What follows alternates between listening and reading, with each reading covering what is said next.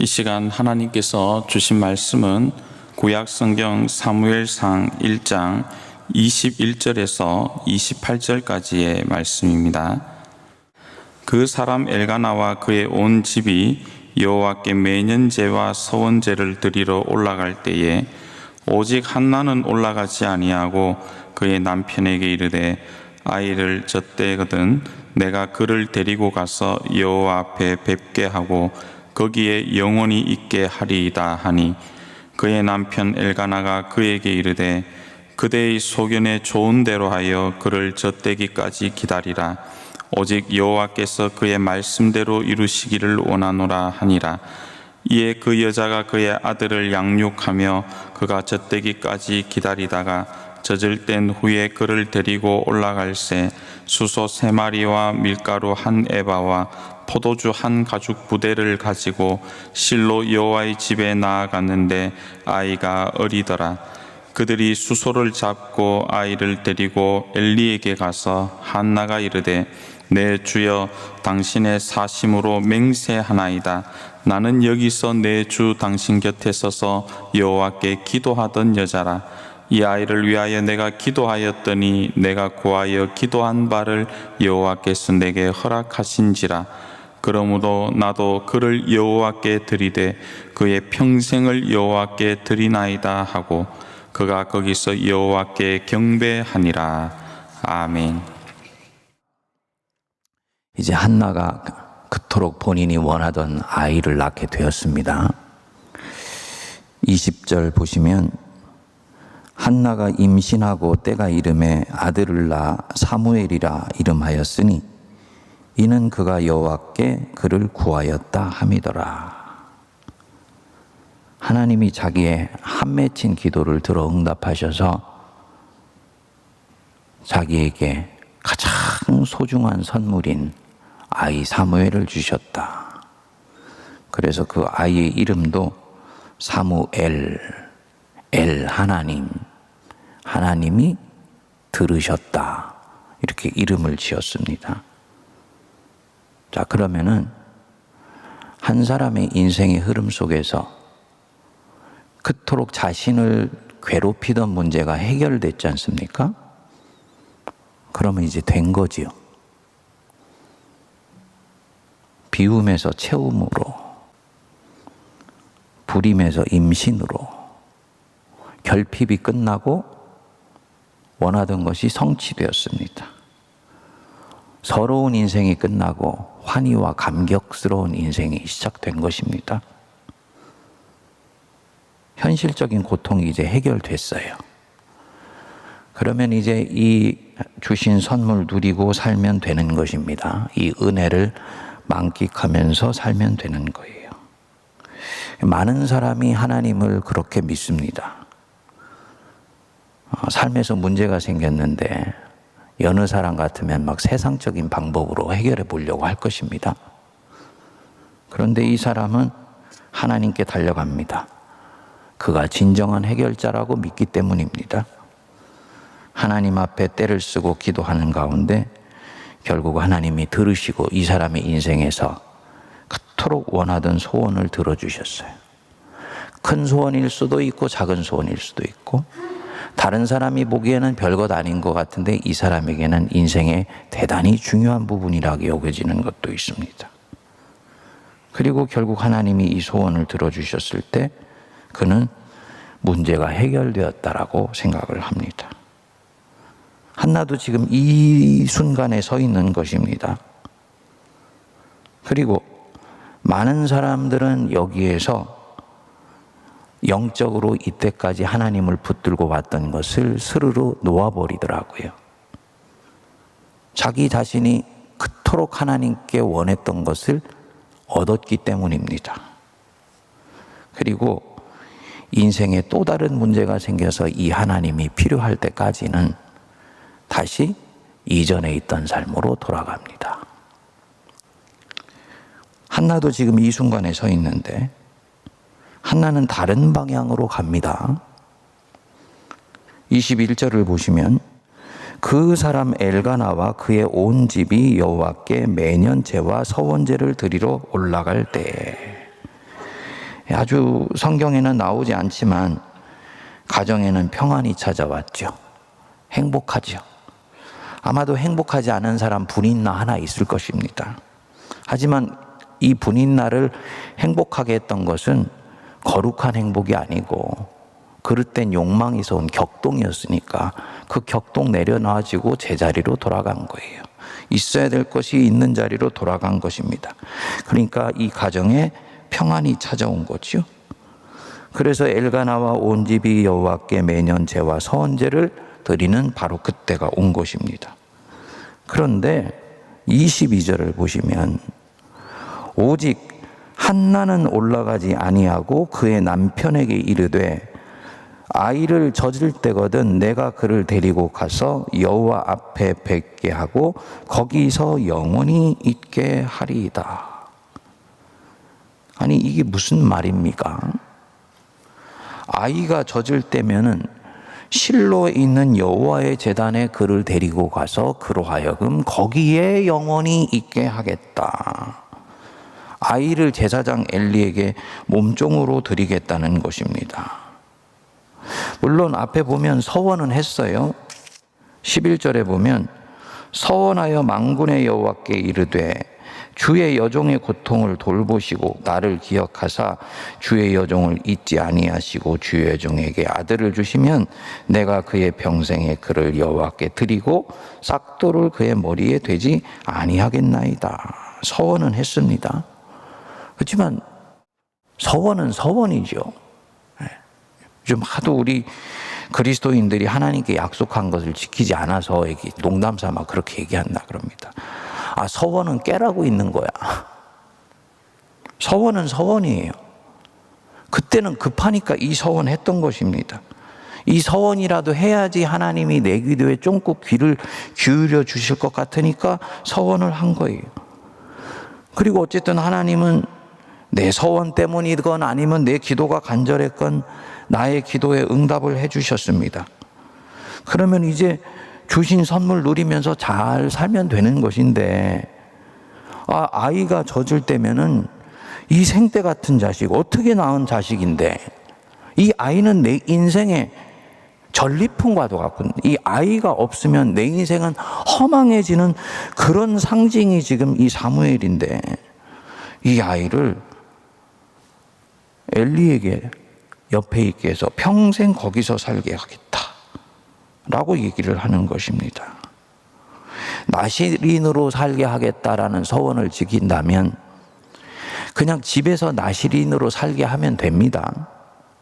삼손도 평생 나시린으로 바쳐졌지만 아버지 엄마하고 가족들하고 같이 살았어요. 그러니까 여기서 그냥 집에서 살면 돼요.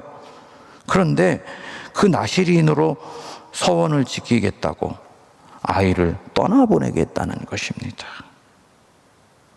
이 한나가 지금 하지 않아도 되는 행보를 하고 있는 것이지요. 지금 하지 않아도 되는 인생의 걸음을 떼고 있는 것입니다. 거기 보시면 27절, 28절에 이렇게 나옵니다. 이 아이를 위하여 내가 기도하였더니 내가 구하여 기도한 바를 여호와께서 내게 허락하신지라. 그러므로 나도 그를 여호와께 드리되 그의 평생을 여호와께 드리리이다. 여러분, 지금 이 한나의 마음이 느껴지십니까? 한나가 지금 하나님께 서원했으니 이거 갚아야 된다. 갚지 않으면 내 인생에 화가 미칠지도 모른다. 이렇게 생각하면서 지금 이 서원을 다루고 있습니까? 근데 제가 읽을 때는 그렇게 읽혀지지 않아요. 굉장히 기계적이거나 무덤덤하게 지금 자기 서원한 것을 준행하는 마음이 아닙니다. 약속했기 때문에 그냥 드리는 마음도 아니에요.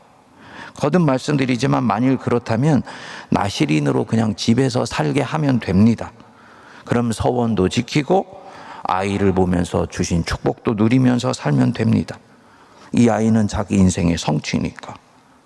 근데 다시 한번 보시면 여호와께서 내 기도를 들어 그를 내게 주신지라. 그러므로 나도 그를 여호와께 드리되 그의 평생을 여호와께 드리리이다. 하나님께서 내게 이 놀라운 선물을 주셨으니 나 같은 여자를 기억하여 주셔서 내 인생에 이 놀라운 은혜를 주셨으니 나도 하나님께 내가 가지고 있는 가장 귀한 것을 올려드리기를 원합니다. 이 마음입니다. 하나님을 너무너무나 사랑하는 마음이에요. 영혼을 추구하는 마음이죠. 그래서 자식을 하나님께 떠나보내요. 스스로 쟁취했던 것을 스르르 놓아버립니다. 어떻게 해서 손에 얻게 된 것인데 이것을 그렇게 놓아보내요. 아이를 그리워하는 인생을 다시 살아야 됩니다. 자, 다시 채움에서 결핍으로 떨어지는 거죠. 획득에서 상실로 나아가는 거죠. 바보 같은 인생. 현실지향적인 사람들이 볼 때는 잘 이해가 되지 않는 인생. 하나님을 믿어도 현실에서 무엇인가 채우지 못한 것을 손에 쥐기 위해서 믿는 인생으로 봤을 때는 납득이 되지 않는 그런 신앙입니다. 그런데 한나가 왜 이렇게 하냐? 그녀는 현실지향적인 사람이 아닙니다. 현실에서 어떻게 하면 평안하고 안전할까? 어떻게 하면 내가 행복하게 살까? 이것이 이 한나의 삶의 관점이 아니에요. 이것이 한나의 삶의 관심이 아닙니다. 손에 쥐었는데도 그 쥔 과정에서의 그 주님의 은혜가 너무너무나 보석 같으니까 그때 만난 하나님에 대한 경험이 이 사람의 영혼을 고향시켜 줍니다. 그래서 이전보다도 더 영혼을 추구하고 하나님을 추구하는 사람으로 빚어주었어요. 그래서 이 존재에 걸맞게 자기 삶을 새롭게 살아내기 시작합니다. 그러니까 아이를 손에 달라고 해서 쟁취하게 된 이 아이와 손에 이미 이렇게 해서 들어온 이 아이는 이 한나에게서는 전혀 다른 사람이 되어 있는 거지. 그래서 이 아이를 하나님께 다시 올려드리는 것입니다. 하나님을 사랑하는 사람이 된 것이고요. 하나님을 신실하게 추구하는 사람으로 온전히 바뀌어 있습니다. 주일날의 설교를 연결시켜서 보면 하나님 앞에 설날을 바라보며 살아가는 사람이죠. 만일에 한나가 이렇게 하지 않았다면 사무엘상은 1장 20절에서 끝나는 것입니다. 묵상해 보면서 많은 사람이 1장 20절에서 인생을 끝내는구나. 많은 사람이 이 사무엘상 1장 1절부터 20절까지 인생을 반복하면서 살아가는구나. 사실은 하나님이 내 손에 쥐어주는 것에 관심이 있으신 것이 아니고 손에 나가 필요로 하는 것을 쥐어주시는 과정에서 그분이 어떤 분인지를 나에게 보여주시고 그렇게 만난 하나님에 대해서 내가 어떻게 반응하며 다시 살아갈지에 대해서 더 하나님은 관심이 있는데 우리는 늘 주님께 무엇인가를 구해서 손에 쥐어주시는 것 요것만을 바라보며 살다 보니까 우리 인생은 1장 20절에서 진도가 나가지를 않는 것이구나. 그게 묵상이 되더라고요. 그 한나는 그런 사람이 아니에요.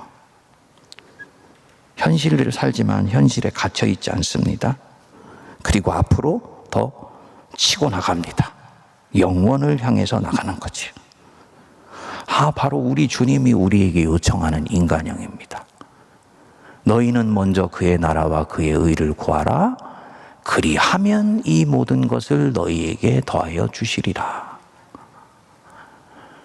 우리에게 더하여 주실 것을 기대하면서 주님을 추구하는 사람이 아니고 그의 나라와 그의 의를 먼저 구하면 나머지는 하나님이 알아서 채워주실 것이다 라고 믿고 나아가는 사람. 이런 사람을 하나님이 기뻐하시고 하나님이 쓰시는 사람이구나 라는 것 알고 있습니다. 지금 한나는 예수님이 말씀하신 그의 나라, 하나님의 나라, 아마도 이 단어를 이 시골 여자가 알겠습니까? 모를 수도 있죠. 하지만 이 단어를 아느냐 모르느냐는 그리 중요한 것이 아닌 것 같아요. 그의 삶을 통해서 자신도 모르게 부지불식간에 하나님의 나라가 한 걸음 더 이루어져 나가면 되는 것입니다. 사실은 별것 아닌 것 같지만 엄청나게 소중한 부분입니다. 지금 이 한나는요, 자신이 하고 있는 이 몸짓이 이스라엘을 구하고 있다는 것을 압니까 모릅니까? 몰라요. 자신이 지금 거기에서 일막을 마무리하고 끝날 수도 있는 그런 믿음의 걸음인데, 굳이 어떻게 보면 현실지향적인 사람이 볼 때는 불필요해 보이는 영적인 몸부림을 하는 이 과정이 나라를 구하고 있다는 것을 이 한나는 모르고 있습니다. 그런데 하늘에 계신 하나님은 보시고 계신 것이지요. 저 여인이 저렇게 해서 나 여호와의 구속 역사에 엄청난 초석을 지금 놓고 있구나. 여러분, 큰일은 다 이렇게 이루어집니다.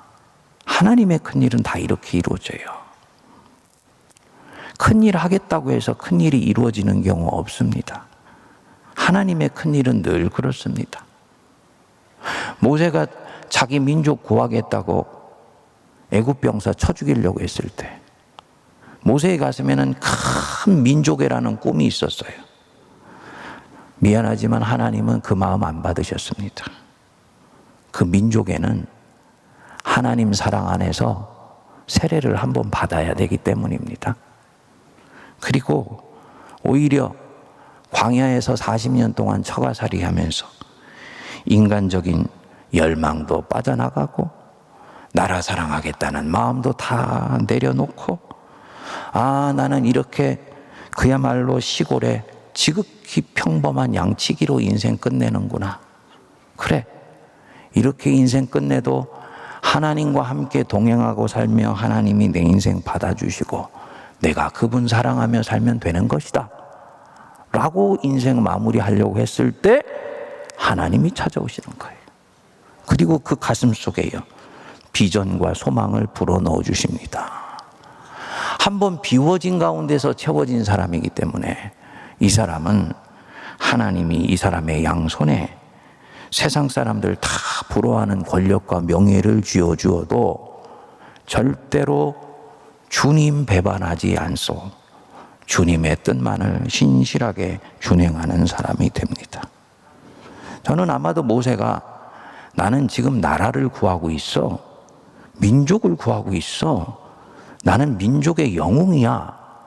절대로 이런 생각을 하면서 믿음의 실천했다고 생각하지 않아요. 주님 바라보면서 하나님 뜻 따라서 한 걸음 한 걸음 나아가는 거예요. 그러니까 어떤 경우에는 백성과 갈등을 일으키게 되어서 돌에 맞아 죽는 순간이 되니까 백성 앞에 납작 엎드리는, 이게 민족의 영웅으로 볼 때는 황당한 삶도 기꺼이 선택을 하는 것입니다. 성도님들, 우리가 지금 하고 있는 크고 작은 몸짓이 하나님의 마음에 합하여져서 나라와 민족을 구하는 그런 몸짓이 되기를 기도합니다. 새벽마다 나와서 기도하시는 우리 노 권사님들, 저는 목사로서 참 그런 것을 보고 감사하다는 말을 하는 거 아니죠. 근데 감사해요. 감사하다는 말 하는 거 아닌 이유는 뭡니까? 하나님 앞에 나오는 거지 저보러 나오는 거 아니잖아요. 여러분들 헌금 드릴 때 하나님께 드리는 것이지 교회 드리는 거 아니시죠. 어떤 분들은 목사님 이 구제헌금하고 봉사헌금 한 분들에 대해서 감사한 마음을 표해야 됩니까? 제 신앙 고백으로는 그래요. 아니 그건 하나님께 드리는 건데 왜 내가 감사를 해야 됩니까? 맞지요? 그렇지만요, 인간적으로 볼 때는 털 나와서 재단 쌓는 분들 보면 너무너무나 귀해. 2년 동안 한결같아. 몸이 힘든 경우를 보면. 근데 아십니까? 그렇게 나와서 코로나 때문에 신음하고 있는 백성들 위해서 기도하고 나라를 위해서 기도하는 그 몸짓을 보시고 하나님이 이 나라를 구하실지 어떻게 압니까? 내가 하고 있는 작은 몸짓이 하나님께 상달되어서 민족을 구하고 있다. 그럴 수도 있는 것인 것입니다. 그러니까 큰 꿈을 꾸면서 하는 것이 아니라 내 영혼에 부딪혀온 작은 열망에 정직하게 반응하여서 신실하게 실천을 하면 그 모든 것을 모아서 하나님은 합력하여서 선을 이루시고 이 사람이 가슴에 품고 있는 그 마음의 염원을 들어주셔서 당신의 나라가 확장되는데 쓰시는 것입니다. 그러니까 인간적인 거품은 다 내려놓으십시오. 인간적인 열망은 다 내려놓으십시오. 중요한 것은 주님이 내게 주신 이 거룩한 열망을 붙들고 한 걸음 한 걸음 신실하게 주님께 반응할 때 이것은 지극히 작은 것 같지만 세상을 구원하는 일에 하나님이 참여하게 하시고 있는 구원 역사의 대장정에 내가 걸음을 내딛고 있다는 것 꼭 기억하시기 바랍니다. 이 영원을 추구하는 삶이 주시는 놀라운 선물입니다. 오늘 우리 각자에게 주신 기도 제목 가지고 기도할 때 이렇게 기도하면 좋겠습니다. 주님, 제가 할 수 있고 또 제가 하고 싶은 가장 소중한 그 무엇입니까? 그거 깨닫게 하시고 떠올리게 하시고 또 지금 제가 하고 있는 것이라면 주님께서 저에 대해서 칭찬해 주셔서 그걸 신실하고 집요하게 끈질기게 추구할 수 있도록 은혜 내려주십시오. 사심 다 버리게 해주시고 저 하늘나라에서 나를 기다리고 계신 우리 하나님 그분 바라보면서 영원을 추구하는 삶을 신실하게 쫓아가게 하셔서 결과적으로는 나라를 구하고 민족을 구하고 공동체를 구하는 영광을 내가 얻게 되기를 원합니다. 기도할 수 있기를 바랍니다.